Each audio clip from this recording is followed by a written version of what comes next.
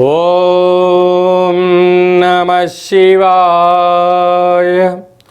ఓం నమో నారాయణాయ. కర్మ నరదృష్టి నివారణ కాళభైరవాయ నమో నమః. ఓం గురు అరిష్టేతు సంప్రాప్తే గురు పూజాంచ కారయేత్. గురుధ్యానం ప్రవక్ష్యామి. విద్య ఉద్యోగ విదేశీయాన రాజసన్మానోత్సవ గజసన్మానోత్సవ వివాహ తదనంతర పుత్ర పుత్రిక సంతాన సంబంధిత అరిష్ట దోషపీడోప ఉపశాంతయే. హరి ఓం. మా ఛానల్కి స్వాగతం. చూస్తున్న వీక్షకులకు ప్రేక్షకులకు ప్రియ కాళభైరవ భగవద్బంధులకి స్వాగతం పలుకుతూ మమ్మల్ని ఎంతగానో ఆదరిస్తూ ఉండబడినటువంటి ప్రియ సోదర సోదరీమణులకు, సనాతన ధర్మ సంరక్షకులకు, జ్యోతిష్య అభిమానులకు, పుష్కర స్నానం చేసేటువంటి ఆధ్యాత్మిక భగవద్బంధువులకి, అంటే 12 ఏళ్ళకు ఒకసారి మనకు పుష్కరాలు వస్తూ ఉంటాయి. కుంభమేళ, అర్ధ కుంభమేళ, మహాకుంభమేళలో స్నానం చేసే వారందరికీ మరొక్కసారి చిన్న విన్నపం ఏమిటయ్యారగా, వృషభ రాశిలో నుంచి దేవగురు బృహస్పతి మిథున రాశిలోకి ప్రవేశం జరుగుతుంది. కనుక మనకు సరస్వతి మాత అంటే సరస్వతి నది పుష్కర మహోత్సవ కార్యక్రమాలు జరుగుతూ ఉన్నాయి. కనుక మనకు తెలంగాణ రాష్ట్రంలో కాళేశ్వరం దగ్గర మనకు అంతర్వాహినిగా సరస్వతి నది పుష్కర మహోత్సవ కార్యక్రమాలు గవర్నమెంట్ వారు కూడా పెద్ద ఎత్తున ఏర్పాట్లు చేయడం జరుగుతుంది. కనుక మనమందరము కూడా మే నెల 15వ తారీఖు నుండి 27వ తారీఖు వరకు మన వీలును బట్టి వెళ్ళి పుష్కర స్నానాన్ని ఆచరింపజేసుకొని ముక్కోటి దేవతల యొక్క ఆశీస్సులు, పుష్కరుడి యొక్క ఆశీస్సులు పొందాలని కోరుకుంటూ, అందరిపైనను 12 రాశులపైనను ఈ భూమండలం మీద ఉండబడినటువంటి అనేక జంతువులపైనను, పక్షులపైనను, ప్రకృతిపైనను దేవగురు బృహస్పతి యొక్క ఆశీస్సులు ఉండాలని కోరుకుంటూ, అందరినీ చల్లగా ఆశీర్వదించమని కోరుకుంటూ మనము స్వామివారిని వేడుకుందాం. 12 రాశుల్లో గ్రహ గమనాన్ని ఓసారి వీక్షింపజేద్దాం. 15/5/2025 నుండి 31/5/2025 వరకు 12 రాశుల్లో గ్రహ గమనాల్ని మరొక్కసారి వీక్షింపచేద్దాం. మేషరాశిలో బుధ భగవానుడు సంచార స్థితి, వృషభ రాశిలో రవి భగవానుడు ఏడాది తర్వాత సంచార స్థితి, 12 సంవత్సరముల తర్వాత మిథున రాశిలో దేవగురు బృహస్పతి సంచార స్థితి, కర్కాటక రాశిలో కుజ భగవానుడు నీచభంగ రాజయోగ సంచార స్థితి, కన్యరాశిలో కేతు సంచార స్థితి, మీనరాశిలో శుక్ర భగవానుడు, శని భగవానుడు, రాహు భగవానుడు సంచార స్థితితో ప్రారంభంలో ఇలా ఉన్నాయి. 19వ తారీఖు 5వ నెల 2025 నుండి రాహు భగవానుడు కుంభరాశిలోకి సంచార స్థితి, కేతు భగవానుడు సింహరాశిలో సంచార స్థితితో 12 రాశుల్లో గ్రహ గమనాలను మనం ఒకసారి వీక్షింపచేసాం.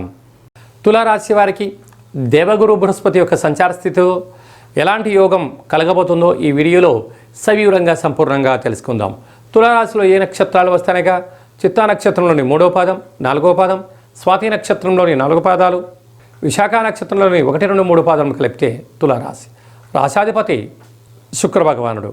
వీరికి 6వ స్థానంలో త్రిగ్రహ సంచార స్థితి ఉండడం వల్ల రుణ సమస్య, రోగ సమస్య, శత్రు సమస్య, కంటి సమస్య, అనారోగ్యము, వెన్నెముక, నరాల బలహీనత అధికమవ్వడం, నిద్రలేని రాత్రులు గడపడం జరుగుతుంటుంది. వీటిని మనోధైర్యం చేత ఎదుర్కోవడం, సూర్య నమస్కారాలు చేసుకోవడం, కుక్కకు పక్షులకు అన్నదానం చేయడం వలన ఆటోమేటిక్గా అనేక రకాల సమస్యలు తొలగిపోతాయని చెప్పి గమనించాలి. సప్తమంలో బుధ సంచార స్థితి ఉండడం వల్ల మీ బుద్ధి, మీ సత్ప్రవర్తన, మీ జ్ఞానమే మిమ్మల్ని ప్రమోషన్స్ తీసుకొచ్చే అవకాశాలు చాలా అధికంగా ఉన్నాయి. అష్టమంలో ఏడాది తర్వాత రవి సంచార స్థితి ఉండడం వలన అనారోగ్యము, వైద్య సేవనము, హాస్పిటల్స్, సర్జరీసు, వాహన ప్రమాదాలు పొంచి ఉన్నాయి. తస్మాత్ జాగ్రత్త. అష్టమి తిథి ఎందున, అమావాస్య తిథి ఎందున దూరావాయు జల ప్రయాణాలు పెట్టుకోవద్దు. గృహంలో కుష్మాండ దీపాన్ని పెట్టండి. గ్రహదోషాన్ని తొలగించుకోండి.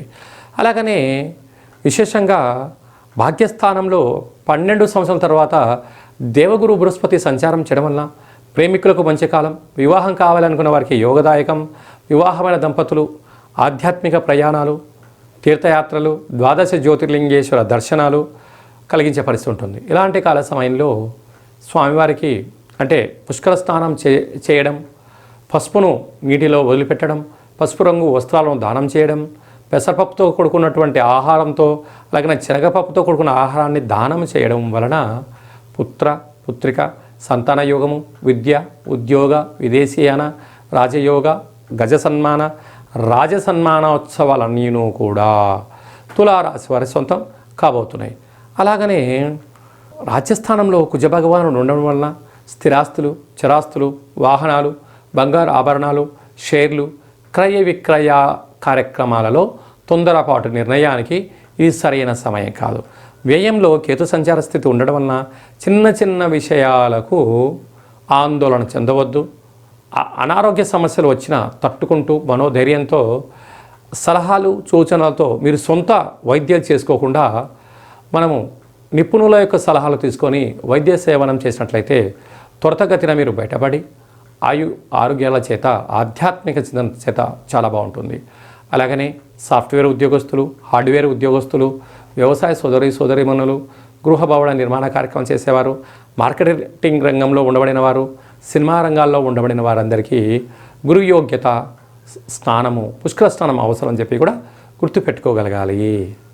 మే మాసంలో ద్వితీయార్థంలో ముఖ్యమైనటువంటి పండుగల నుంచి క్లుప్తంగా సవివరంగా సంపూర్ణంగా తెలుసుకుందాం.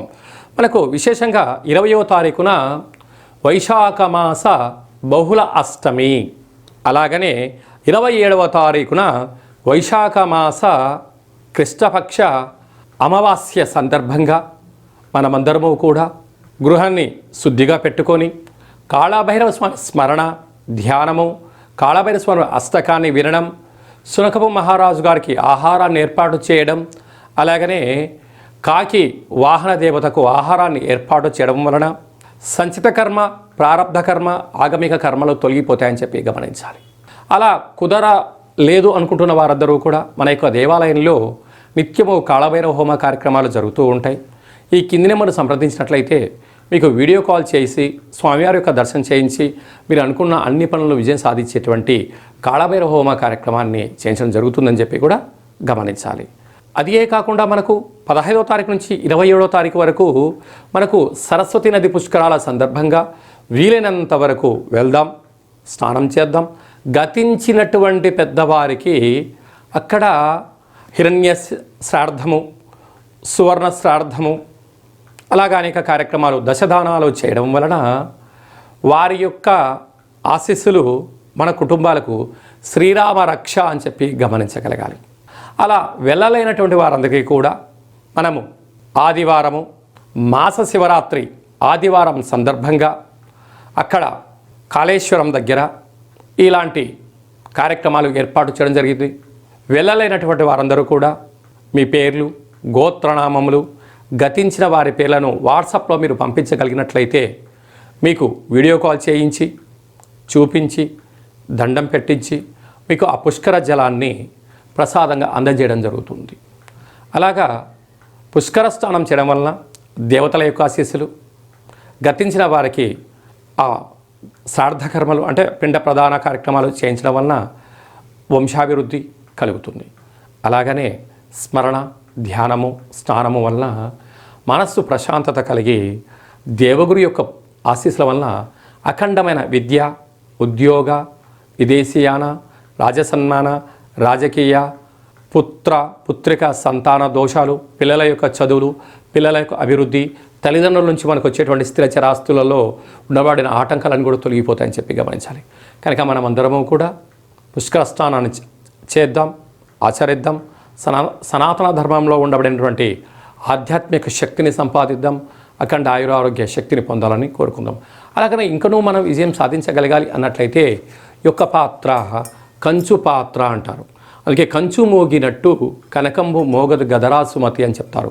అలాగే ఈ యొక్క కాళభైరవ స్వామి వారి యొక్క అక్షయ పాత్రను గృహంలో ఉంచుకొని ప్రతిరోజు ఉదయం, కుదరలేదు సాయంత్రం పూట ఇలా శబ్దం చేయడం వలన ఓంకార శబ్దం రావడం జరుగుతుంది.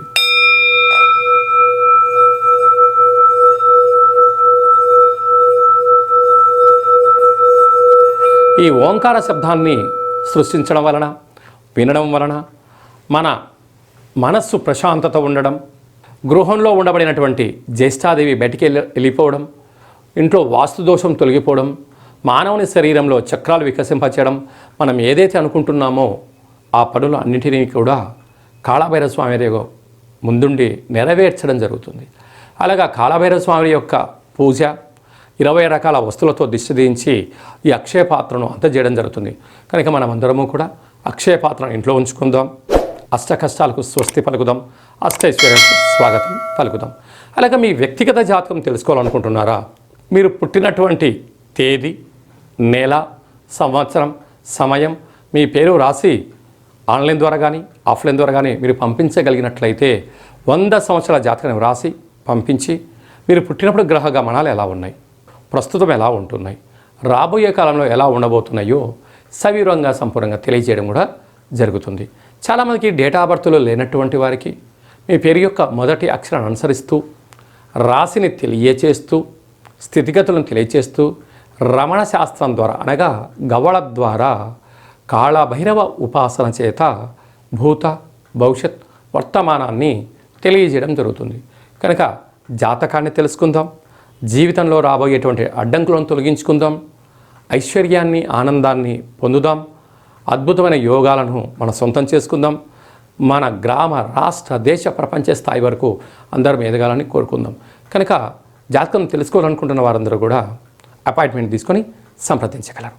అలాగా వివాహం కాని వారికి ఎందుకు వివాహం అవ్వడం లేదు, జాతకాలు ఎలాంటి దోషాలు ఉన్నాయి, ఎలాంటి అబ్బాయి ఎలాంటి అమ్మాయిని వివాహం చేసుకోవచ్చు, ఎలాంటి అమ్మాయి ఎలాంటి అబ్బాయిని వివాహం చేసుకోవచ్చో తెలియచేయడం జరుగుతుంది.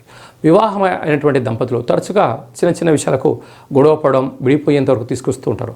అలా కాకుండా చిన్న చిన్న మార్పుల సలహాలు, సూచనల ద్వారా మిమ్మల్ని ఆ పార్వతీ పరమేశ్వరులు ఎలా కలిసి ఉంటారో ఉండేటువంటి ఆధ్యాత్మిక సలహాలు, సూచనలు ఇవ్వడం కూడా జరుగుతుందని చెప్పి గమనించాలి.